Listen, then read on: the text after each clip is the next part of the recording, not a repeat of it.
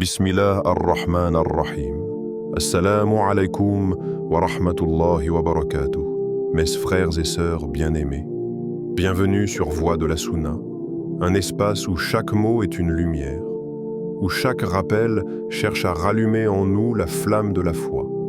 Cette flamme qui éclaire nos pas dans un monde parfois assombri par l'oubli. Le prophète nous a transmis une promesse inestimable. Celui qui montre une bonne voie aura la même récompense que celui qui la suit. Muslim. Ces paroles ne sont pas seulement des mots. Elles sont un souffle de miséricorde, un élan qui nous rappelle que partager une vérité, c'est s'inscrire dans une chaîne infinie de bénédictions. Et aujourd'hui, c'est précisément ce que nous allons tenter de faire. Marcher ensemble sur une voie qui ramène à Allah, en découvrant un joyau que nous pensons connaître, mais que nous n'avons peut-être jamais vraiment contemplé. Ce joyau, c'est Al-Fatiha. 7 versets. 7 perles disposées comme un collier céleste. Une sourate si courte qu'un enfant peut l'apprendre en quelques jours, mais si profonde qu'un savant peut y plonger toute une vie sans jamais en épuiser la richesse. Chaque jour, chacun de nous la récite au moins 17 fois dans ses prières obligatoires. Mais posons-nous une question sincère. Récitons-nous ces versets avec notre langue ou avec notre cœur? Avons-nous déjà pris le temps de laisser ces paroles traverser notre poitrine, résonner dans nos entrailles, bouleverser nos pensées? Ou bien sont-elles devenues, pour certains, une habitude mécanique, un passage automatique, comme une clé tournée sans regarder la porte qu'elle ouvre? Al-Fatiha n'est pas une simple introduction. Ce n'est pas juste une ouverture comme on ouvre un livre pour tourner la page suivante. C'est un miroir, un chemin, un pacte entre toi et ton Seigneur. Quand tu dis « Alhamdulillahi Rabbil Alamin », louange à Allah, Seigneur des mondes, ce n'est pas une formule. C'est une déclaration d'amour, de gratitude, une reconnaissance totale que tout ce que tu vois, tout ce que tu as, tout ce que tu es, vient de lui. Quand tu prononces « Iyyaka na'budu wa iyyaka nasta'in », c'est toi que nous adorons et c'est toi dont nous implorons le secours. Tu signes ton engagement, tu tends la main vers le ciel, tu cries au monde entier que tu appartiens à Allah et que ton âme refuse toute servitude autre que celle de son Créateur. Mes frères, mes sœurs, imaginez. Chaque fois que vous récitez Al-Fatiha, ce n'est pas seulement vous qui parlez. C'est un dialogue. Allah vous répond. Les anges vous entourent. Le monde invisible s'ouvre. La prière devient une rencontre, un rendez-vous d'intimité avec celui qui a créé vos battements de cœur. Alors, je vous invite à vous accrocher. Nous allons marcher ensemble à travers cette sourate, pas à pas, verset par verset, pour découvrir qu'elle n'est pas seulement la mère du livre, mais un guide de vie, une lampe pour l'âme, une clé pour les invocations et une échelle vers l'éternité. Alhamdulillah. Un mot si simple, 2 syllabes qui traversent les lèvres. Et pourtant, c'est un océan entier de sens qui s'ouvre à celui qui le prononce avec conscience.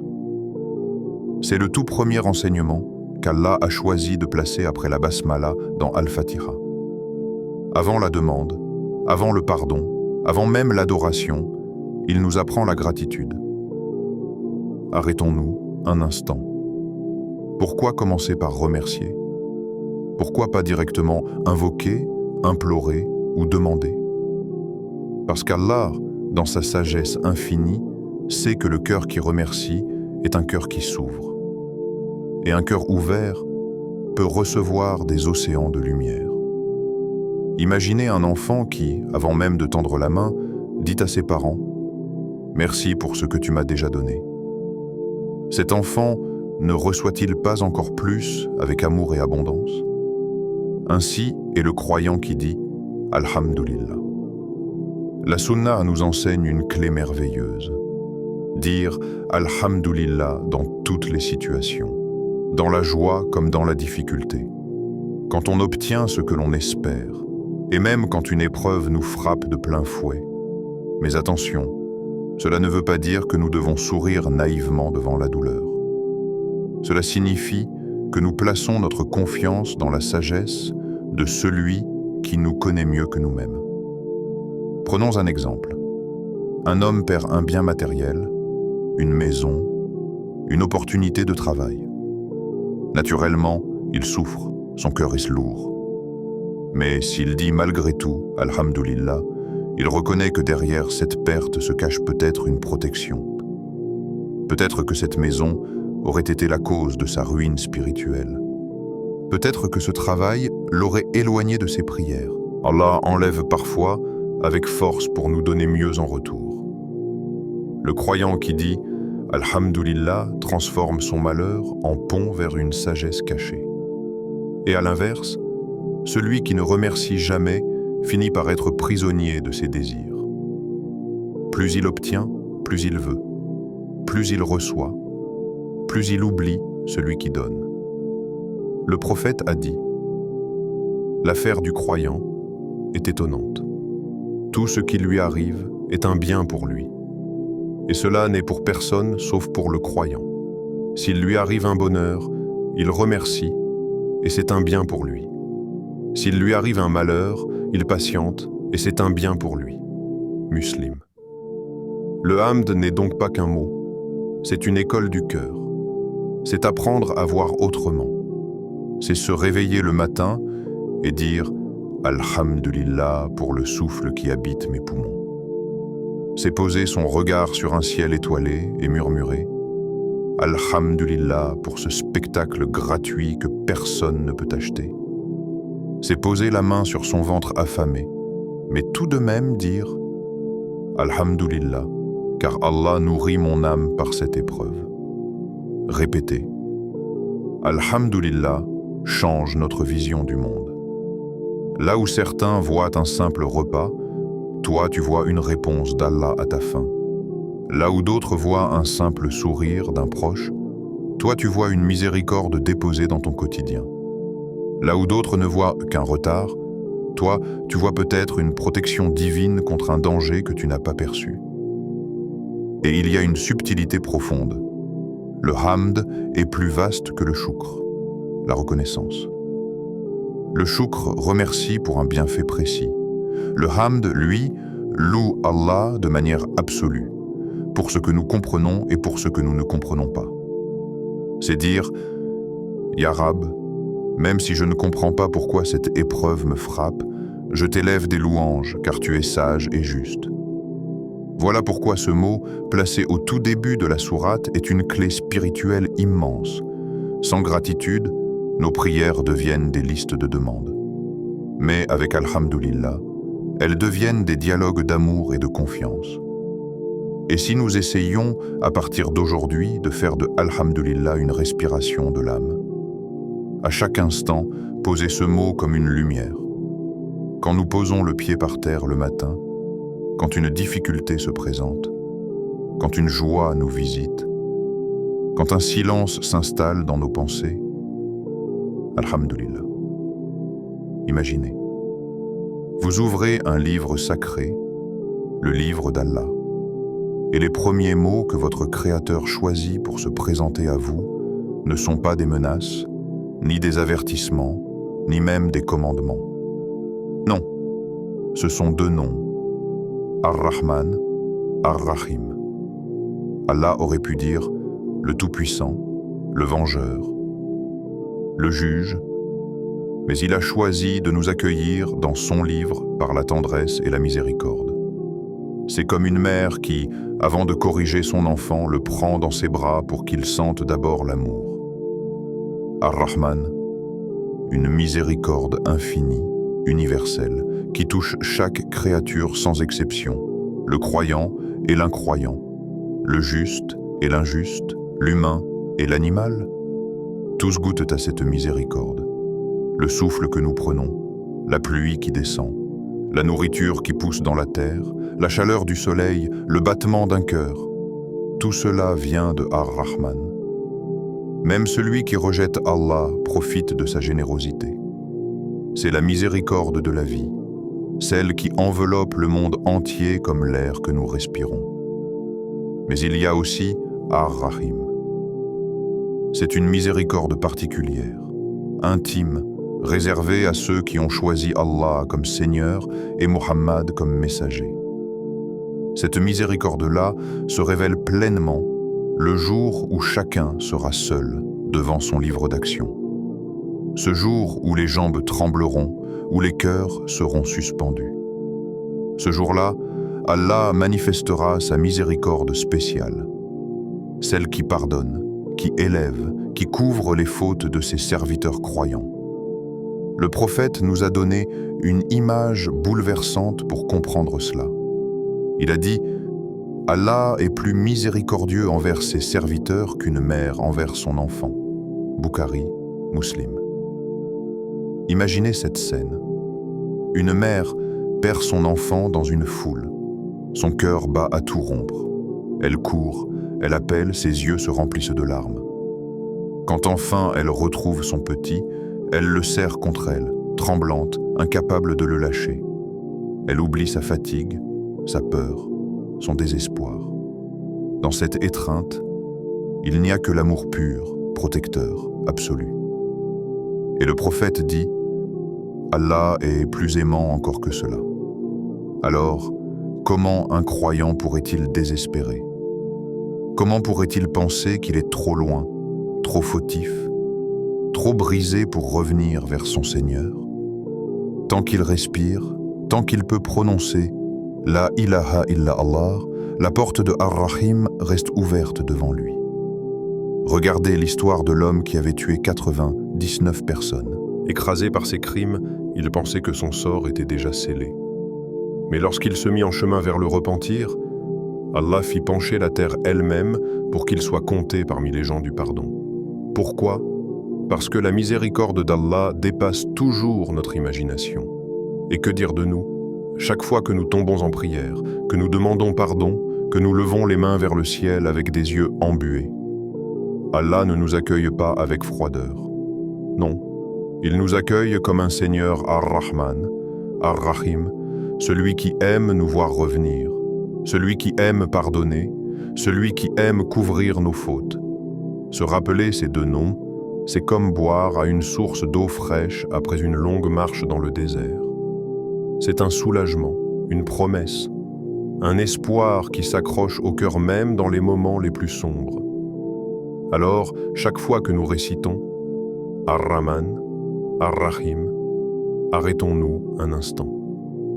Entendons dans ces mots la voix d'Allah qui nous dit « Je t'ai créé par amour, je t'entretiens par amour, je te pardonne par amour. Mon amour pour toi est plus vaste que tes péchés, plus vaste que tes chagrins, plus vaste que tout ce que tu peux imaginer. » Maliki Yawm ad-Din, le souverain du jour de la rétribution. Ces mots résonnent comme un tonnerre qui secoue nos illusions. Nous marchons souvent sur cette terre comme si elle devait durer toujours. Nous planifions, nous rêvons, nous construisons parfois comme si la mort ne nous concernait pas. Mais ce verset nous arrache au sommeil de l'insouciance. Il nous rappelle une vérité incontournable. Un jour viendra où chaque âme se tiendra debout devant son Seigneur. Imaginez ce jour. Le ciel se fendra, les montagnes se disperseront comme de la laine cardée, les océans s'enflammeront, les étoiles s'éteindront une à une. Rien de ce que nous connaissons ne restera. Le temps lui-même cessera. Et alors, une voix retentira. À qui appartient la royauté aujourd'hui? Et la réponse sera donnée. À Allah, l'unique, le dominateur suprême. Coran 40:16. Maliki Yawm ad-Din, Allah n'est pas seulement le roi dans ce monde. Il est aussi le maître absolu de l'au-delà, celui qui rendra à chacun ce qui lui revient, celui qui ne laisse échapper aucune poussière d'injustice. C'est une promesse de justice parfaite. Car dans ce monde, la justice est fragile, incomplète, parfois corrompue. Combien d'oppresseurs meurent riches et puissants, laissant derrière eux des victimes sans réparation? Combien de justes vivent oubliés, leur sacrifice effacé des mémoires humaines. Mais Maliki Yaoum ad-Din nous rassure. Rien n'est perdu. Le roi du jour du jugement n'oublie pas une larme, pas une prière secrète, pas un mot de bien prononcé dans le silence. Le prophète nous a transmis que ce jour-là, même un sourire offert sincèrement, même une gorgée d'eau donnée à un assoiffé, seront posées sur la balance. Et que dire de l'injustice? Elle ne sera jamais laissée sans réponse. Celui qui a humilié, celui qui a trahi, celui qui a blessé, trouvera face à lui la justice d'Allah. Mais cette justice n'est pas seulement une menace, c'est aussi une libération, car n'est-ce pas un soulagement de savoir qu'aucune souffrance vécue en secret n'est ignorée? N'est-ce pas une lumière de se dire que le roi des cieux a vu chaque pas que nous avons fait vers lui, même quand personne ne l'a remarqué? Et pourtant, il ne faut pas s'y tromper. Ce jour sera aussi un vertige. Chaque être humain sera confronté à son propre livre. Et le livre sera posé, et tu verras les criminels effrayés par ce qu'il contient. Ils diront « Malheur à nous ». Qu'a donc ce livre à nos maîtres ni péché véniel, ni péché capital? Et ils trouveront présent tout ce qu'ils ont fait. Coran 18:49. Voilà pourquoi le croyant, lorsqu'il récite Maliki Yaoum ad-Din, ne sombre ni dans la peur paralysante, ni dans l'insouciance aveugle. Il avance avec équilibre, la crainte qui discipline ses pas et l'espoir qui élève son cœur. C'est une boussole intérieure. Avant de choisir une parole, un geste, une action, il se demande « Serais-je fier de retrouver cela dans mon livre au jour du jugement ?» Quand il hésite entre pardonner ou se venger, il se rappelle que le vrai juge est Allah. Quand il lutte contre son ego pour accomplir une petite bonne action, il se dit « Même si personne ne la voit, elle sera inscrite. » Et il y a une bonne nouvelle immense.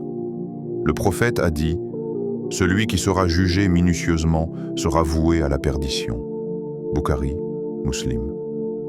Mais il a ajouté que pour le croyant sincère, Allah couvrira ses fautes, les rappellera en privé et dira « Je te les ai cachés dans le monde, d'ici-bas, et aujourd'hui, je te les pardonne. » Maliki Yaoum ad-Din. Ces mots ne sont pas faits pour écraser, mais pour éveiller. Ils nous rappellent que la vie est courte, que chaque instant compte, que la vraie rencontre est encore devant nous. Et ce n'est pas une mauvaise nouvelle. C'est l'assurance que la vérité triomphera, que la justice régnera, et que la miséricorde d'Allah accueillera ceux qui l'auront choisi. Iyyaka na'budu wa iyyaka nasta'in. C'est toi seul que nous adorons, et c'est toi seul dont nous implorons le secours. C'est ici que tout change. Après avoir loué Allah, après avoir contemplé sa miséricorde et reconnu sa souveraineté, le croyant entre dans l'engagement. Ce n'est plus une simple récitation, c'est une déclaration, un serment, un contrat. Ferme les yeux un instant et imagine. Tu es en prière, tu récites ces mots. Mais cette fois, tu ne les dis pas machinalement. Tu sens leur poids. Tu entends ta propre voix trembler devant la majesté de celui à qui tu parles. C'est comme si ton âme elle-même signait une promesse. « Ya Allah, je t'appartiens. Tout mon être est pour toi. Iyyaka na'budu. C'est toi seul que nous adorons. » Ces mots ne signifient pas seulement accomplir des rituels. Ils veulent dire « Mon cœur ne s'incline devant personne d'autre que toi. Mon amour ne se prosterne que devant toi. Mon obéissance n'est totale qu'à toi. » Cela veut dire que même si le monde entier me distrait, même si mes désirs veulent me détourner, même si les gens attendent autre chose de moi, je choisis toi. Mais en prononçant ce serment, une réalité surgit. Nous sommes faibles. Combien de fois avons-nous voulu prier avec concentration et nos pensées se sont envolées? Combien de fois avons-nous voulu jeûner sincèrement et notre langue s'est échappée dans la colère. Combien de fois avons-nous voulu rester loin du péché et nos pas nous y ont ramenés? C'est pour cela que le verset continue « Wa iyyaka nasta'in » et c'est toi seul dont nous implorons le secours. Quelle libération dans ces mots! Nous ne prétendons pas être forts par nous-mêmes. Nous reconnaissons que même l'adoration, même l'obéissance, même la sincérité, tout cela ne peut être accompli sans son aide. Ce n'est pas une faiblesse, c'est une lucidité. Comme un enfant qui lève les bras vers son Père pour marcher, nous levons nos mains vers Allah pour qu'il nous tienne debout dans la foi. Le prophète, pourtant l'homme le plus guidé, faisait constamment cette invocation. « Ô toi qui fais tourner les cœurs, affermis mon cœur sur ta religion. » Tirmidhi. S'il avait besoin de demander l'aide d'Allah pour rester ferme, combien plus en avons-nous besoin? Et voyez la beauté de ce verset. Il est au pluriel. Naboudou, nasta'in. Nous adorons, nous implorons. Ce n'est pas seulement un engagement individuel, c'est une fraternité. Le croyant ne se voit pas seul sur le chemin. Il est membre d'une communauté qui adore ensemble, qui lutte ensemble, qui demande ensemble l'aide d'Allah. C'est une main tendue entre frères et sœurs, une promesse collective. Ya Allah, nous t'appartenons tous, et c'est ensemble que nous cherchons ton secours. Répéter ce verset, c'est comme poser une boussole dans son cœur. Chaque fois que l'on s'égare, chaque fois que l'on se sent perdu, chaque fois que l'on se fatigue, il suffit de revenir à ces mots. C'est toi seul, pas mes ambitions, pas mes désirs, pas les attentes des gens. C'est toi seul. Et chaque fois que la vie nous écrase, chaque fois que nous n'avons plus de force, chaque fois que nous nous sentons impuissants, il suffit de murmurer « Wa iyyaka nasta'in » « Ya Allah, je ne peux pas, mais toi, tu peux tout. » Voilà pourquoi ce verset est le cœur de la Fatiha, parce qu'il est à la fois engagement et libération, serment et imploration, force et dépendance. Ihdinas siratal mustaqim. Guide-nous sur le droit chemin. Après avoir loué Allah, après avoir reconnu sa miséricorde, après avoir déclaré notre engagement d'adoration et notre dépendance à son secours, voilà que nous prononçons une supplication étonnante. Nous demandons encore la guidance. Mais pourquoi? N'avons-nous pas déjà affirmé notre foi? N'avons-nous pas déjà choisi le camp d'Allah? Parce que la foi n'est pas une station. C'est une marche. Et marcher demande une direction. Imaginez la vie comme un immense désert. Dans ce désert, il y a des sentiers multiples. Certains sont larges et séduisants, bordés de mirages et de promesses trompeuses. D'autres sont sombres, marécageux, glissants. Et il y a un seul chemin droit, As Siratal Mustaqim, éclairé par une lumière discrète mais constante. Celui qui s'y engage doit avancer avec vigilance, car le vent du doute souffle, le sable du péché recouvre parfois les traces, et des voix au loin appellent vers d'autres routes. Voilà pourquoi le croyant répète sans cesse « Ihdina, guide-nous ». Car même si ses pieds sont déjà posés sur le chemin, il sait qu'un moment d'inattention peut le faire dévier. Il sait que son âme, nafs, aime la facilité, que Satan lui tend des pièges invisibles, que le monde lui agite des distractions comme des lanternes trompeuses dans la nuit. Ce verset est une confession d'humilité. Nous disons à Allah, « Ya Rab, sans toi je suis aveugle. Même si j'ai appris, même si j'ai prié, même si j'ai déjà parcouru un bout de route, je ne peux pas avancer sans ton regard qui éclaire, sans ton secours qui redresse mes pas. » Le prophète lui-même, pourtant guidé, répétait cette invocation encore et encore. Il priait la nuit, son front sur la terre, et disait « Ô Allah, guide-moi parmi ceux que tu as guidés. » Tirmidhi. S'il avait besoin de demander la guidance, que dire de nous? Marcher sur le droit chemin ne signifie pas marcher sans faillir. C'est marcher en sachant se relever. C'est marcher en demandant à chaque instant « Ya Allah, garde-moi dans ta lumière, ne me laisse pas seul, même un battement de cils. » Regardons nos vies. Un seul choix peut changer une destinée. Un mot prononcé peut guérir un cœur ou en déchirer un. Une action peut nous rapprocher d'Allah ou nous en éloigner. Nous avons besoin de la guidance divine à chaque respiration, à chaque regard, à chaque pas. Et ce chemin droit n'est pas seulement une ligne entre nous et le paradis. C'est une manière de vivre ici-bas. C'est un chemin d'équilibre. Ni excès, ni négligence. Ni dureté, ni mollesse. Ni désespoir, ni illusion. As-Sirat al-Mustaqim est ce fil tendu qui nous garde debout dans un monde où tout penche. Parfois, le chemin semble étroit. Tu es seul à t'y accrocher, alors que d'autres s'éparpillent vers des routes plus faciles.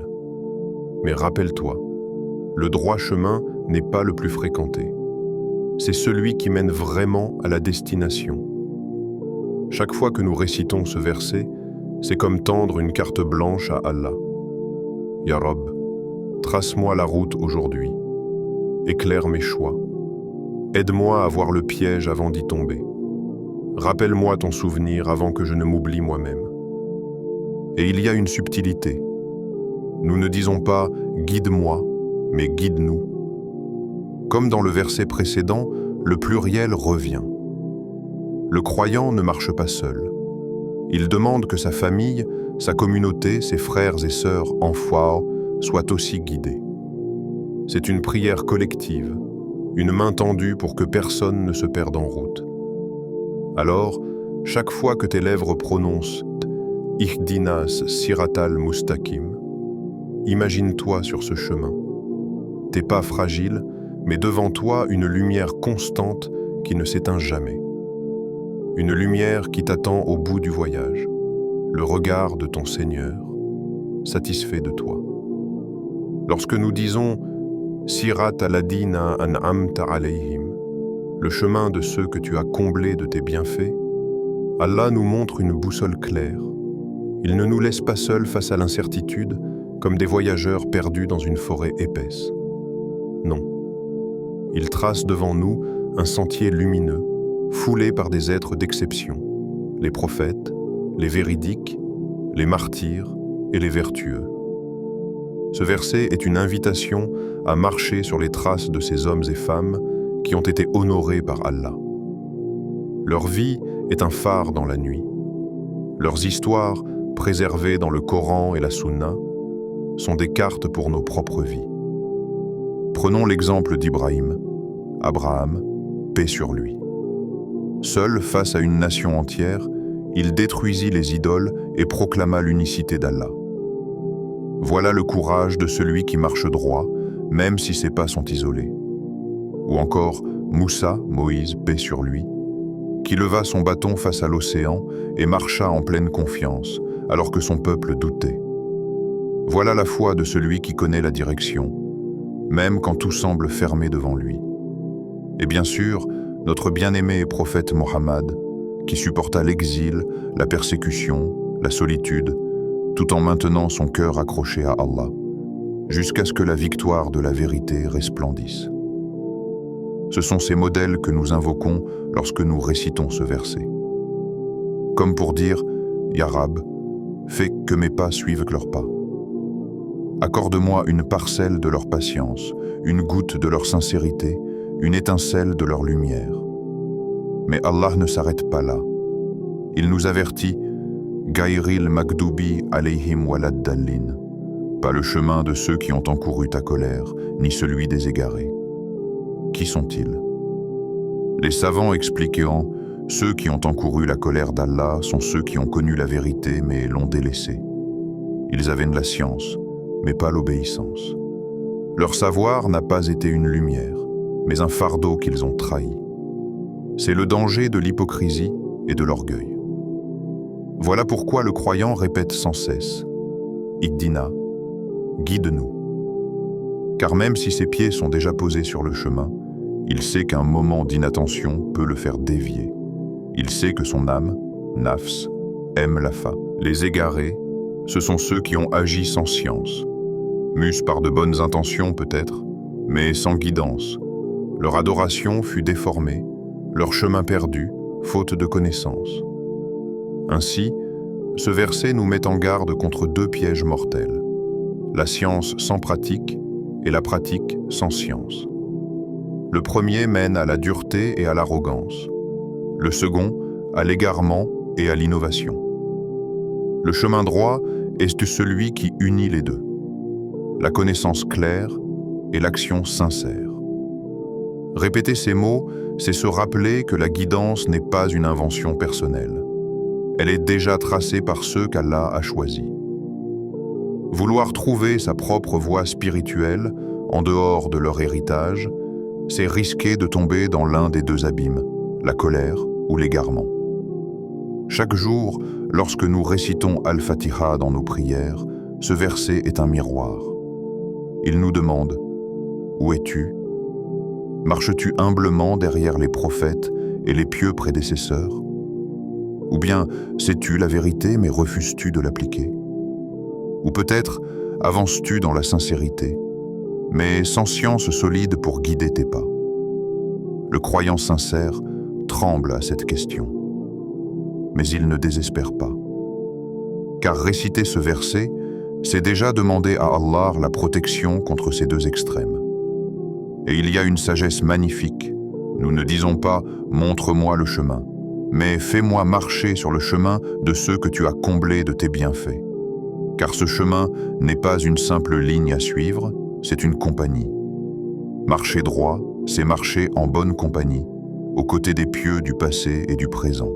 Un hadith dit « L'homme sera ressuscité avec ceux qu'il aime ».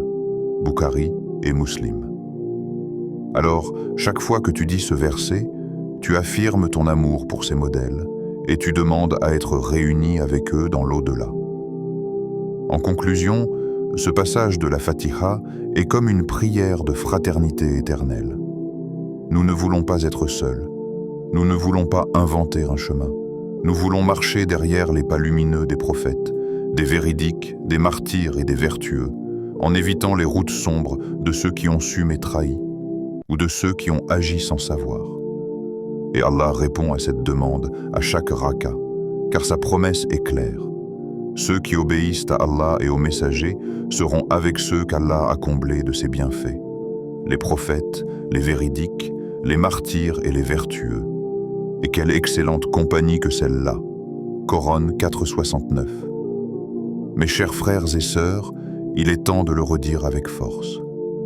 Al-Fatiha n'est pas simplement une sourate que nous murmurons machinalement dans nos prières. C'est une rencontre vivante avec notre Seigneur, un dialogue intime répété chaque jour, au moins 17 fois, pour que nos cœurs n'oublient jamais à qui nous appartenons. Chaque raka est un rappel vibrant que tu n'es pas seul dans ce monde. Lorsque tes lèvres s'ouvrent pour prononcer « Alhamdulillahi Rabbil Alamin », c'est ton cœur qui confesse sa gratitude. Lorsque tu dis « Iyyaka na'budu wa iyyaka nasta'in », tu renoues ton pacte de fidélité et tu reconnais que sans Allah, aucune de tes forces ne peut se maintenir. Et quand tu implores « Ihdinas siratal mustaqim », tu avoues ton besoin permanent, ton incapacité à avancer sans la guidance de celui qui éclaire les ténèbres. Al-Fatiha, c'est le fil qui rattache le croyant à son Créateur. C'est une corde tendue du ciel vers la terre. Mais cette corde n'est pas faite pour rester accrochée au mur de nos habitudes. Elle est faite pour être saisie, tenue fermement et gravie pas à pas. Pense à cela, mon frère, ma sœur. Combien de fois as-tu récité cette sourate sans la vivre? Combien de fois ton esprit vagabondait pendant que ta langue récitait? Al-Fatiha n'est pas un rituel froid. C'est une source de lumière, un pacte que tu renouvelles à chaque prière. Allah, dans sa miséricorde, t'offre cette opportunité à chaque instant. Revenir, corriger ton intention, déposer tes peines, renouveler ton serment. Alors fais de chaque récitation une invocation sincère. Ressens le poids de chaque mot. Quand tu dis Maliki Yaoumiddin, imagine le jour du jugement et rappelle-toi que tu seras seul devant lui. Quand tu dis Sirat al-Adina an'amta alayhim, imagine marcher derrière les pas lumineux des prophètes et des pieux. Ressens cette fraternité invisible qui relie ton âme à la leur. Et demande-toi, si chaque prière est une rencontre, comment oser la vivre dans la distraction? Qu'Allah nous aide à purifier nos cœurs et à faire de notre salate une véritable connexion, et non une simple habitude. Qu'Allah fasse de ta prière une lumière dans tes ténèbres, une force dans tes épreuves, une échelle vers ton Seigneur. Qu'il fasse de chaque mot que tu prononces un rappel qui adoucit ton âme et un bouclier qui te protège du mal. Et si ce rappel a touché ton cœur, alors ne le garde pas pour toi seul. Partage-le avec tes proches, car peut-être qu'un mot prononcé aujourd'hui sera la cause de la guidance d'un autre demain. Mes frères et sœurs, abonnez-vous, cliquez sur la cloche pour rester connectés et surtout, emportez avec vous ce message. Al-Fatiha est plus qu'une récitation. C'est une vie entière tournée vers Allah. Assalamu alaikum wa rahmatullahi wa barakatuh.